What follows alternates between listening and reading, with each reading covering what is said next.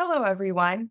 It's an honor to be here again as a presenter at the Childhood Potential Conference, and I'm so excited to have you all joining me here for this session as we explore a key facet of Dr. Maria Montessori's teachings about child development, known as the absorbent mind.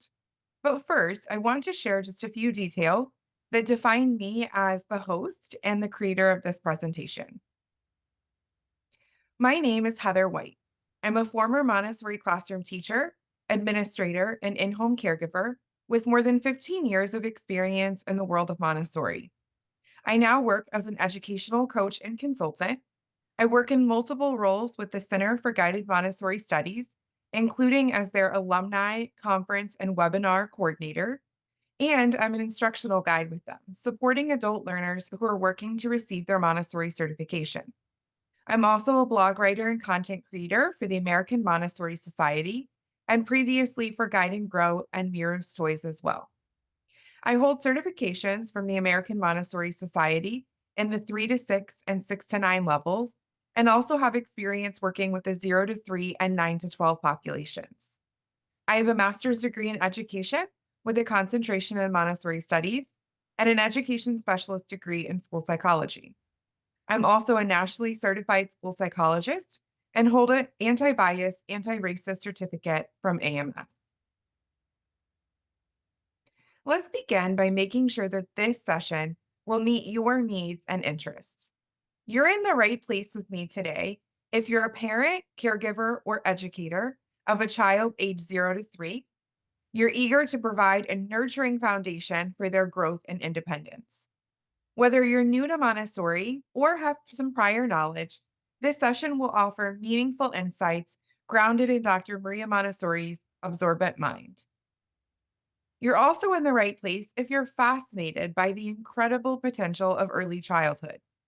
If you want to understand how young children absorb knowledge from their surroundings and how to support that process of natural development, this is the right space for you. You're also in the right place if you value approaches that nurture the whole child. Montessori focuses on supporting a child's social, emotional, physical, and cognitive development, especially during this foundational period of their life when the absorbent mind is most active. You're also in the right place if you want to learn how to create a prepared environment that supports the development of the young child's absorbent mind by offering rich, meaningful sensory experiences. So, if any of these things resonate with you, you can take a deep breath and settle in because you're in the right place. During our time together today, we're going to start by discussing what the absorbent mind is.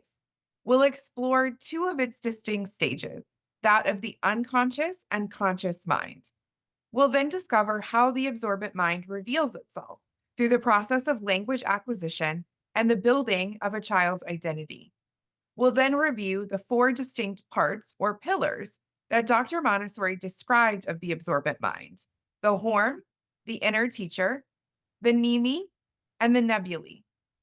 We'll close by discovering how the prepared environment supports the development of the absorbent mind and the role that we play as the adults.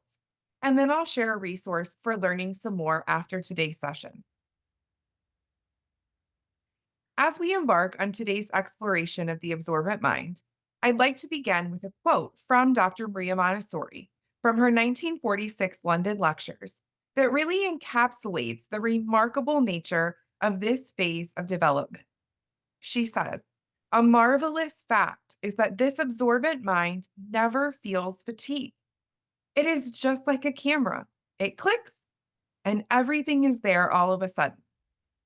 This vivid analogy paints a great picture of the young child's extraordinary ability to effortlessly take in the world around them.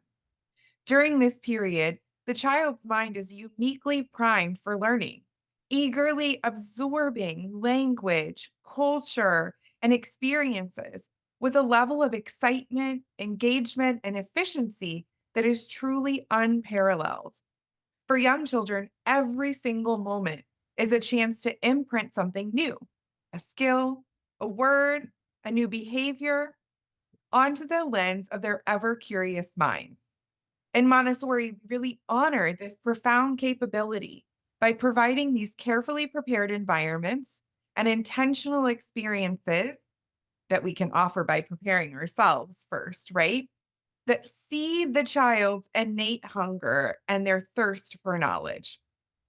As we delve into the principles and practices that really nurture the young child's absorbent mind, let's keep in mind the sheer potential that lies within every child, that potential that lies within every click of that camera. Each interaction, each experience really shapes the foundation of who a child is becoming. And together, we can support this incredible phase of learning if we approach it with care, respect, and awe. To lay the foundation for our exploration of the absorbent mind, I wanted to take a little bit of time here at the beginning to highlight Dr. Montessori's work on the planes of development, because I think this will really provide us with an overarching view of when and how this unique phase of life takes place. Maria Montessori recognized that each child's growth or each human's growth unfolds in stages. She identified four distinct planes of development, each spanning 6 years, that are marked by unique physical, emotional, and psychological growth patterns. These stages are crucial for understanding how humans progress from infancy to adulthood. You can see here on the chart that infancy takes place from birth to age 6. Childhood comes next from age 6 to 12, adolescence from 12 to 18, and then what Maria Montessori defined as maturity occurs from age 18 to 24. Each of these stages has a specific task that the child is attempting to accomplish. During infancy and toddlerhood, children are searching for physical and biological independence. In childhood, then, they work towards mental independence. In adolescence, they're craving social independence. And then as a mature adult, they're seeking that spiritual and moral independence. I want to highlight that infancy and adolescence, as you'll see, are red. They're times of construction where young children and teens are really building core aspects of their physical and social identities. Childhood and maturity, on the other hand, which are blue, are periods of integration where children are refining, internalizing, and stabilizing the skills and the knowledge that they've acquired. And the same is true for adults and maturity as well. As we noted on the last slide, that first plane that Maria Montessori defined as infancy occurs from birth to age 6. It's further divided then into two subplanes that occur from birth to 3 and from 3 to 6 years. 0 to 3 is a time of rapid, turbulent development where children build their physical independence. They're sensitive to movement, to language, and to sensory input. 3 to 6 years, on the other hand, is known as a period of consolidation. It's where the child's development stabilizes as they're refining those skills and starting to master their environment. So they're taking what they learned, the skills that they gained, the knowledge that they've acquired from the first subplane from 0 to 3, and then refining it during that second subplane from 3 to 6. For example, during the first 3 years of life, the children are really focused on building their gross motor skills. They learn to sit up, they learn to crawl, they learn to walk. And then from 3 to 6, they refine those skills. They learn to run, they learn to jump, they learn to climb. The key focus for this entire plane of development from birth to age 6 is the construction of the self, where the child is really paying careful attention to developing their senses, to developing their movement, and to acquiring language. As we just discussed, that first plane of development that encompasses infancy and early childhood is a time of tremendous physical growth and transformative change. First, in that first subplane from birth to 3, Children experience an unconscious absorbent mind, where they absorb information from their surroundings without conscious effort. And then from age 3 to 6, they enter the period of the conscious absorbent mind, where learning becomes more deliberate and focused. And this is what we're really going to hone in on today are these two times in a child's life when they have this unconscious and then this conscious absorbent mind. And we're going to dive into that in just a moment. But first, I wanted to share with you that during this entire plane of development, children are learning primarily through a few different ways. They're learning through imitation, where they're observing and mimicking the actions of others, through sensory exploration, where they're engaging with the world around them through their senses. They're hearing things, they're tasting them, they're touching them, they're seeing them. They're learning through concrete experiences. Their learning is rooted in hands on, tangible interactions with their environment. That's why that sensory rich piece is so important. And then Dr. Montessori said that the hand serves as the young child's instrument of intelligence because that's what allows them to explore and to manipulate their surroundings. So that brings in everything we just said, right? Those concrete experiences, that sensory exploration. During these first 6 years of life, children are growing and they're beginning to be able to name, organize, and classify their environments. They're often asking questions like what and where. They're starting to develop essential skills like concentration, coordination, order, and independence. And they're starting to differentiate between reality and fantasy, laying the groundwork for their future understanding of the world. And finally, we're going to tie it back here. This period is characterized by that critical brain development that's known as the period of the absorbent mind. And that's going to be our focus that we really hone in on together today. So, then what is the absorbent mind? The absorbent mind is one of the most important ideas in early childhood education. Dr. Maria Montessori presented this fundamental concept of the world to the world more than 100 years ago from her initial observations of children. The absorbent mind is just as it sounds. It's this sponge like capacity to absorb or soak up from the environment what is necessary for an individual to create themselves from their culture. It's the quality of the child's mind up until the age of 6, where there is then this transition to what we call the mathematical mind or the reasoning mind. And what the child takes in during this period of the absorbent mind, during these first 6 years of life, is taken in effortlessly. It just happens with such ease, with such grace. But it's so crucial because it lays the foundation of their personality. To get a better understanding of the absorbent mind, something perhaps that grounds us a bit more and doesn't seem so ethereal, I wanted to take a moment to compare it to that reasoning mind, that mathematical mind I was mentioning, that we begin to possess during the second plane of development and beyond. So, to understand the difference between the two, I want you to think of a photograph compared to a drawing.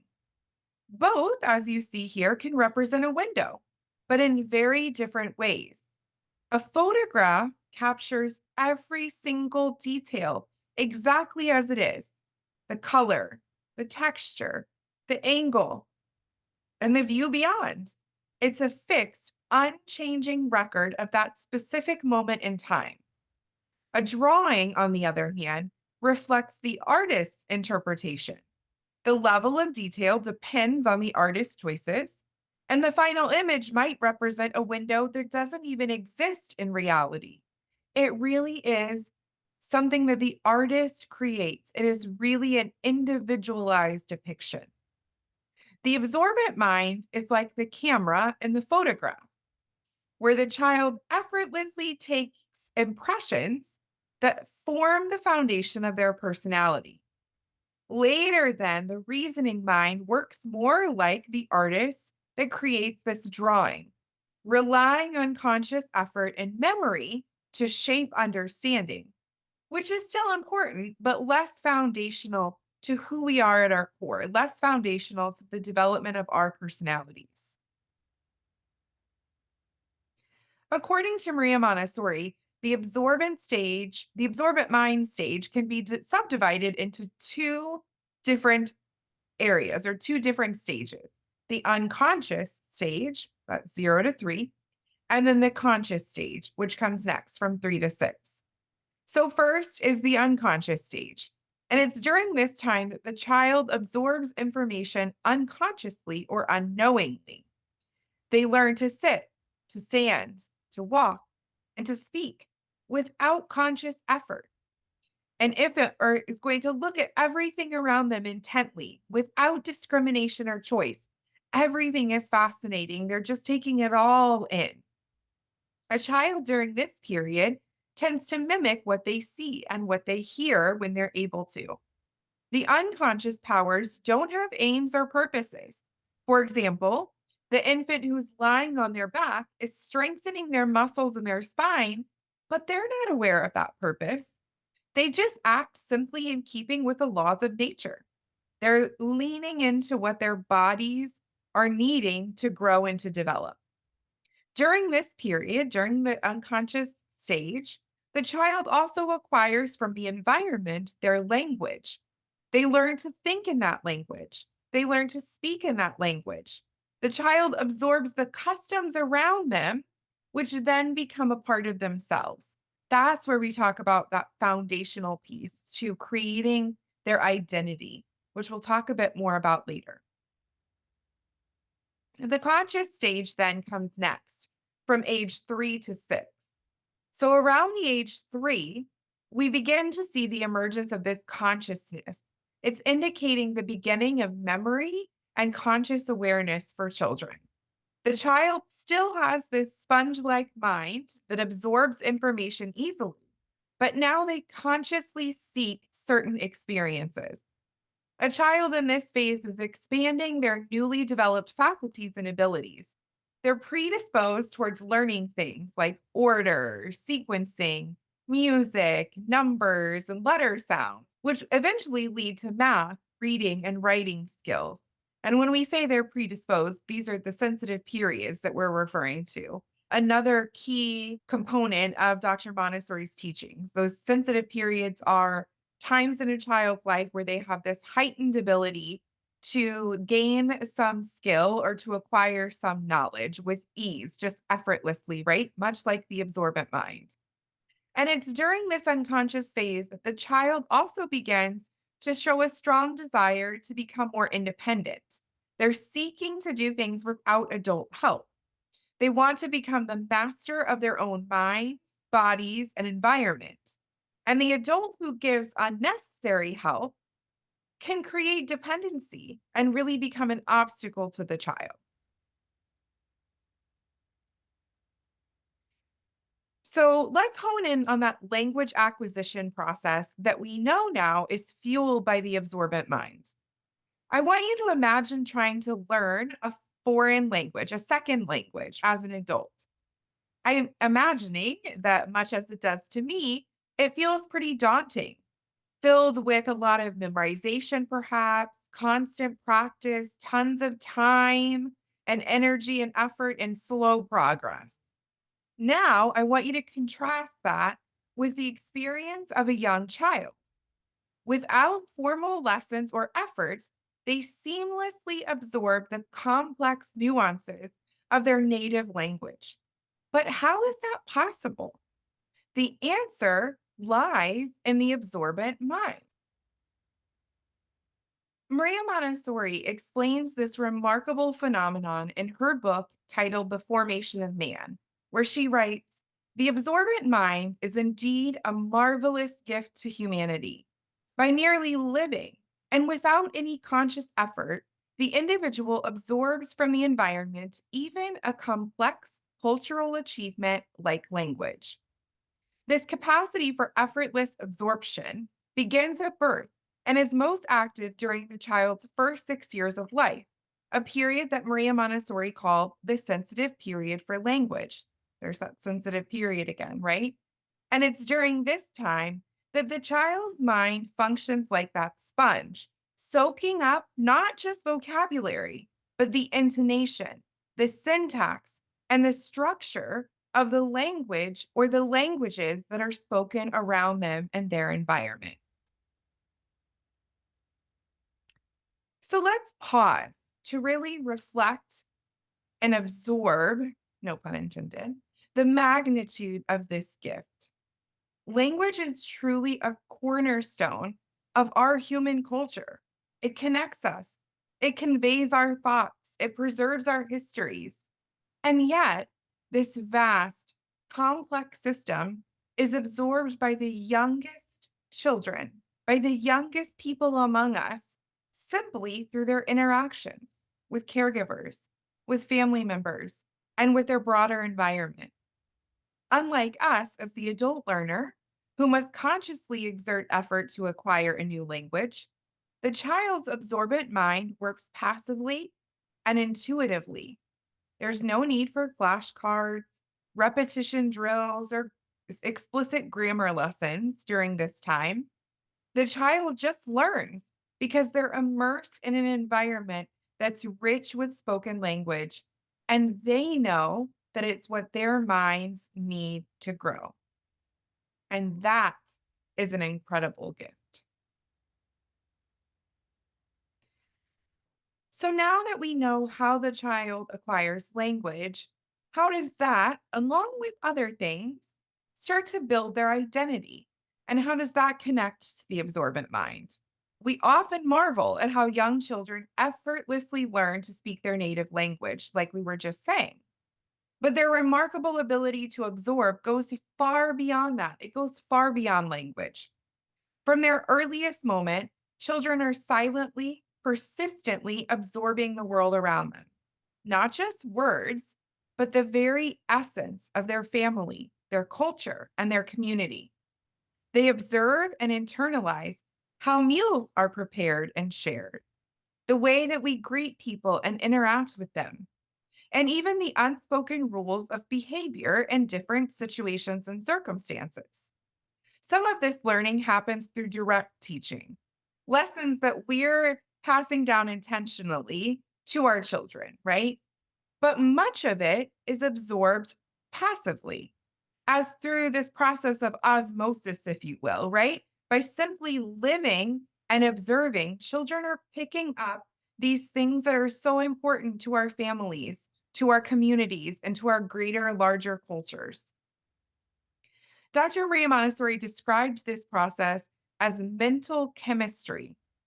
Through this, the child actively builds their sense of self and identity, taking in all that they experience and then integrating it into their being. The implications for this are really profound, right? The child's mind doesn't just mirror the external world, it transforms what it's absorbing into the foundation of that child's individual personality, their individual habits, and their own worldview.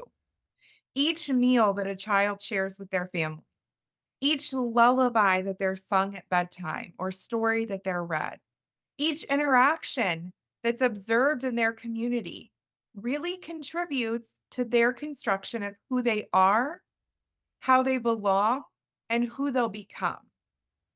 What makes this process so fascinating is that it happens with little conscious effort. Adults spend considerable time and energy shaping themselves, right? We engage in self reflection, we engage in deliberate learning, we engage in personal development, setting goals and working diligently towards them. But for the young child, these transformations occur naturally, invisibly, and continuously. Dr. Montessori reminds us that that is the gift of the absorbent mind. It works effortlessly during these early years as children are soaking up not only their cultural norms and practices, but also the values and emotional tones of their surroundings. And through this mental chemistry that she called it, children build not only their identity, but also form their connection to their culture, to their family, and to humanity as a whole. They're constantly forming themselves absorbing, synthesizing, and becoming who they will be for a lifetime. Dr. Maria Montessori describes that the absorbent mind is supported by four distinct pillars, concepts that are foundational to her understanding of child development. To articulate these ideas, she often drew from the work of other great thinkers of her time. One such influence was Sir Percy Nunn, an English educator who shared Dr. Montessori's interest in the remarkable processes of early childhood learning. The first of these four pillars is horm. The term itself has roots in Greek mythology, where horm signifies a divine impulse or spirit, an energy that drives purposeful action. In the context of Montessori education, horm refers to the innate drive that's within every single child to engage with their environment and to learn through exploration. To understand form, think of the seemingly boundless determination of an infant who's learning to stand. They try, they fail. They stumble, they fall. And yet they continue again and again and again until they succeed. This effort is not driven by conscious thought or adult like willpower. It's an unconscious, irresistible force, like a compulsion almost, a powerful internal motivation that propels the child to develop and grow. It's this internal, intrinsic need that's driving them. Maria Montessori observed that this force is unique to early childhood. Unlike the willpower of adults, which is deliberate and often requires effort to summon, form is instinctive. It is nature's way of ensuring that the child fulfills their potential by engaging with their surroundings in meaningful ways. Consider the infant who grasps at objects, the toddler who explores every nook and cranny, or the preschooler who eagerly asks why, what seems like 100 times a day. All of these behaviors are manifestations of form. The child is driven not by external rewards or adult instruction, but by this inner compulsion to interact with their world and to master its challenges. This energetic impulse compels the child to do the work of their development. It drives them to perfect their movements, to refine their senses, and ultimately to construct their understanding of themselves and of their world. Understanding form invites us to see the child in a new light, not as a passive recipient of education, but as an active participant in their own growth. It challenges us to respect the child's natural impulses and to trust their innate drive to learn. As Maria Montessori so beautifully observed, this energetic impulse or spirit really is a gift as well. It's a force that allows the child to rise, to try, to fail, and to persist. And as parents, caregivers, and educators, we're privileged to witness and support this extraordinary process. If we think of Horm as the engine that drives a child's relentless pursuit of growth, then the inner teacher, the next pillar Maria Montessori identified, is the steering wheel that directs that energy with precision and purpose. Maria Montessori observed something remarkable about children. Regardless of where they're born or where they're raised, they seem to reach key developmental milestones around the same time. Think of how infants across the globe begin to sit up, walk, and babble at predictable stages. But this extends far beyond the physical. Children also demonstrate synchronized patterns in their social behaviors, such as the emerging sense of fairness and justice, and then their creative pursuits as well, like drawing and painting. Even when they're separated by vast cultural differences, children exhibit strikingly similar interests, play behaviors, and developmental tendencies at comparable ages. To explain this phenomenon, Maria Montessori proposed this idea of an inner teacher, a kind of internal guide that keeps time for the child, prompting them to engage with their environment in really specific ways at the exact right moments. She likened this to the idea of a psychic blueprint, an inborn plan that orchestrates the child's development step by step by step. This inner teacher doesn't work in isolation, though. It interacts with the environment, steering the child to seek out, to engage with, and to master particular aspects of their world. For example, a toddler who's in the sensitive period for language will naturally gravitate towards sounds, words, and conversations. Similarly, a preschooler who's in the sensitive period for order will be drawn to activities that allow them to classify, to sort, and to make sense of their surroundings. The concept of the inner teacher is closely tied to what Maria Montessori called the sensitive periods of childhood, which I'm sure you've been able to kind of tease out so far. Those, like I said before, those windows of opportunity where a child's ability to learn specific skills or knowledge is at its peak. And it's during these times that the inner teacher directs the child's focus and energy towards mastering these new challenges with ease and joy. For instance, during the sensitive period for movement, the inner teacher encourages the child to crawl, to walk, or to climb, refining their gross motor skills. During the sensitive period for social interactions, the child is naturally guided to observe, to imitate, and to engage with their peers. These sensitive periods are fleeting, though. Once they pass, learning the same skill or knowledge requires significantly more effort. This is why recognizing and supporting the inner teacher's guidance is so critical during these early years of a child's life.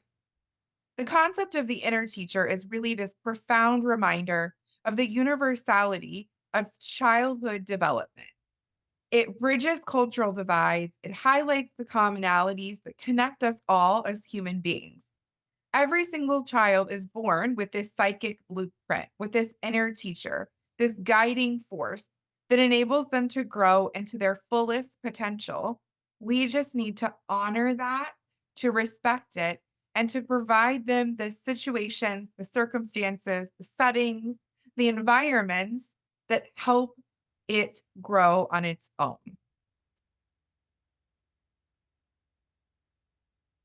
When we think about the absorbent mind, the metaphor of that sponge often comes to mind, right?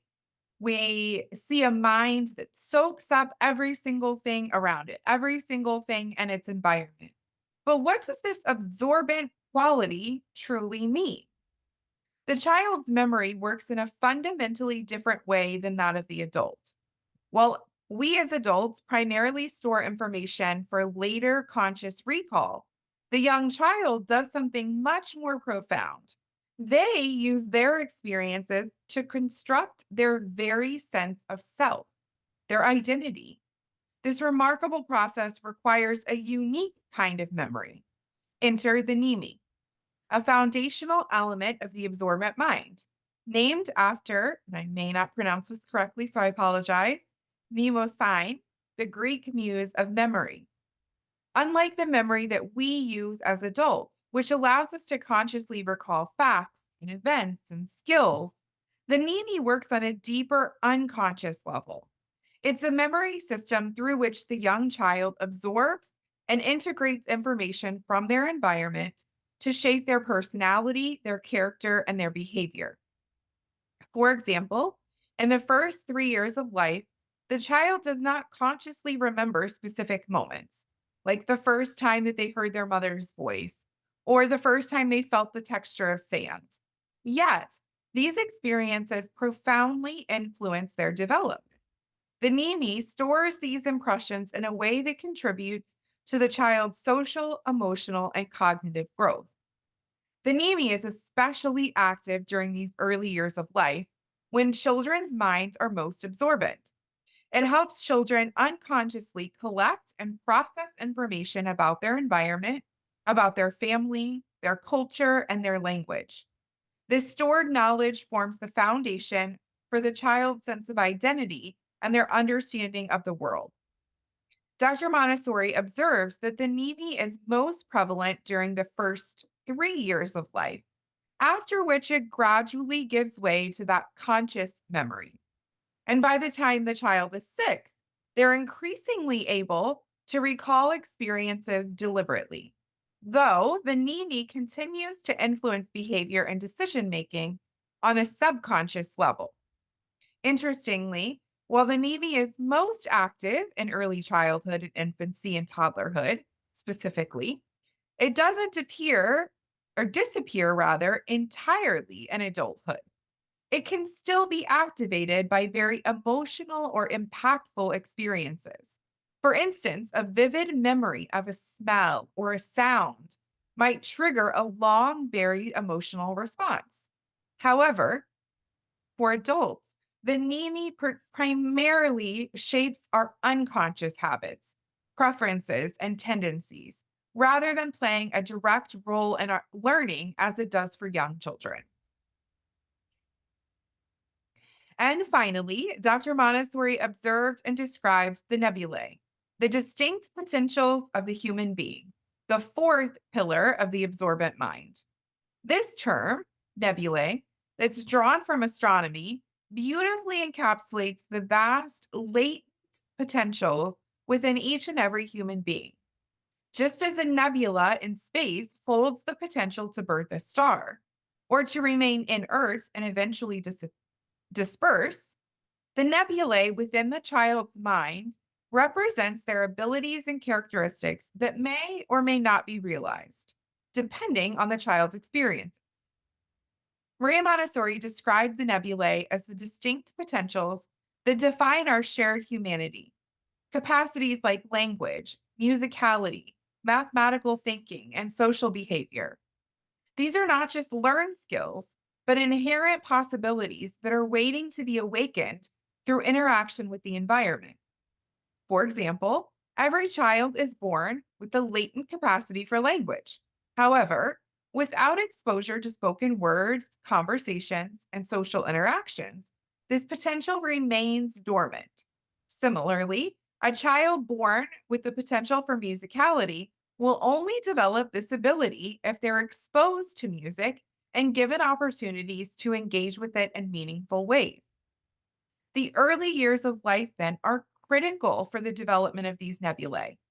During this time, the child's absorbent mind is especially receptive to their environment.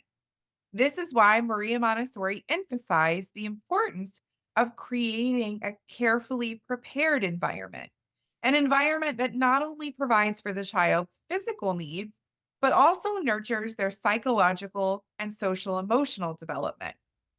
However, this window is not indefinite. Potentials that are not activated during these formative early years can diminish over time. For instance, children who are not exposed to language by a certain age might struggle to develop fluent communication skills later in life, no matter how much effort is invested. So I just spoke about it briefly, but let's really dive into the importance of that prepared environment now. This is a critical point.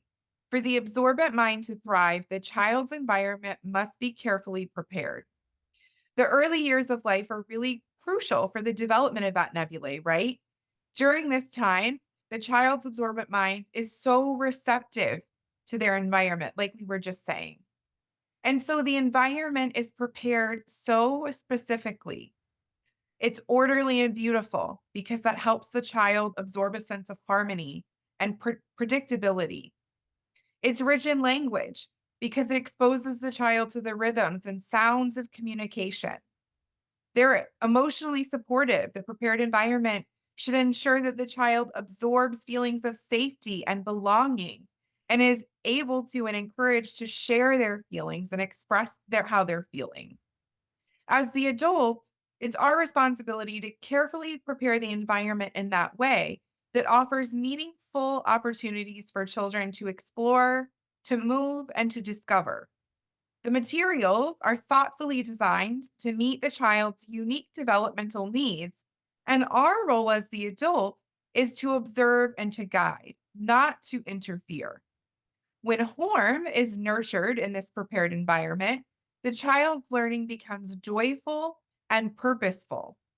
And so the environment that we create, whether that's at home, in the classroom or even in the broader community really becomes the foundation from which the child is able to utilize their absorbent mind and construct their identity. So, we talked about the importance of preparing the environment, but what about the importance of preparing ourselves? As Montessori parents, caregivers, and educators, we're entrusted with this profound responsibility of nurturing the extraordinary potential of the absorbent mind. Our work is not just to teach, but to create environments and interactions that respect and support the child's natural processes of growth and development. Understanding the absorbent mind helps us approach our work with intentionality. Every interaction, every activity, every detail in the environment really becomes an opportunity to positively influence a child's developing sense of self. By engaging in meaningful conversations with them, reading aloud to them, and modeling precise and rich language, we provide children with the tools to construct their understanding of the world. Maria Montessori's concept of form reminds us to view children not as passive recipients of education, but rather active participants in their own growth. It's this innate drive that compels them to explore, to try, and to persist in the face of challenges. And so, as the adults, it's our role to respect those natural impulses, to trust in the child's energetic spirit, and to provide them the environment and encouragement they need to thrive. When it comes to the nebulae, much like its potential to give birth to a star, each child holds this latent potential that await activation through the child's experiences. Characteristics, like we said, like language, musicality, mathematical thinking, social behavior, are all dormant within every child and ready to flourish when the environment provides the right stimulation. And so, by recognizing these potentials and creating an environment that supports their development, we as adults can help children realize their unique abilities that allow them to contribute to the shared fabric of humanity. To work with children, to be with children is really a privilege. It's a chance to witness this unfolding of their natural gifts and to play an essential role in fostering their development. As Montessori parents, caregivers, educators, advocates, understanding these concepts really empowers us to approach our work with respect, with intention, and awe for the profound capabilities of the child. By creating prepared environments, we honor the child's innate desire to learn. By modeling the behaviors and values we wish to see in the next generation, and by recognizing and nurturing the brilliance within each child, we're contributing to a brighter, more compassionate world, one child at a time. To learn more about the absorbent mind, I strongly encourage you to go right to the source. I highly recommend Maria Montessori's book by the same title, The Absorbent Mind. It's an analysis of the physical and psychological aspects of a child's growth during this most significant period of life, dealing comprehensively with the construction of the human personality, the nature of learning. Dr. Montessori's revolutionary ideas about how education is an aid to life really come to fruition, are really kind of spelled out explicitly in this text. She indicates the responsibility that we have as adults towards this fundamental period of child self formation. I will tell you in full transparency that it is a bit of a dense read. And so you might need to give it a look, take a pause, come back, take a second look, take a lot of time to reflect on what she's saying. Know that some of the language is outdated. That's important for me to say as well. But if you're looking for more pragmatic information, you can learn a little bit about the absorbent mind and some other foundational Montessori principles in books like The Montessori Baby and The Montessori Toddler by Simone Davies, as well as through various trusted Montessori websites and blogs. As we close our time together today, I want to leave you with a thought, a reminder of the profound impact that our work has as adults in the Montessori world, and an invitation to embrace a really meaningful task. In another of her 1946 London lectures, Dr. Maria Montessori reflected on the remarkable capacity of children's minds, saying, children have an absorbent mind. They absorb knowledge from the environment without fatigue.